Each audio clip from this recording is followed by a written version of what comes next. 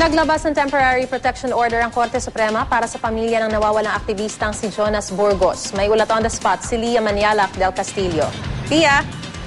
Maris, 2 linggo bago ang ika-6 na anibersaryo ng pagkawala ng aktivistang si Jonas Burgos, ay nagpalabas ngayon ng Korte Suprema ng temporary protection order para sa kanyang pamilya. Kasunod ito ng inihaing petisyon ng ina ni Jonas na si Edita Burgos sa Korte kamakailan, kung saan nagsumite rin ito ng isang sealed envelope na naglalaman daw ng bagong ebidensyang nagdadawit sa ilang tauhan ng AFP sa pagkawala ni Burgos noon pang April 28, 2007.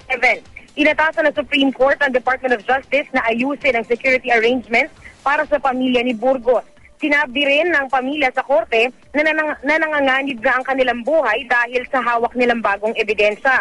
Pati ang NBI ay inatasan ng Supreme Court na makipagtulungan sa Commission on Human Rights sa gagawing investigasyon. Bukod dito, pinasusumite rin ng korte ang kasalukuyang pamunuan ng AFP ng report tungkol sa kasalukuyang kinalalagyan ng mga personnel na nabanggit sa isinumiteng dokumento ni Edita Burgos at ising na malolocate ang mga ito. Binigyan ng 10 araw ng Supreme Court ang AFP na sagutin ang petisyon ni Burgos. Nitong Marso lang ay sinabi na mismo ng Court of Appeals na mga sundalo nga ang kumuha ni Burgos na nawawala mula pa noong taong 2007. Mariz?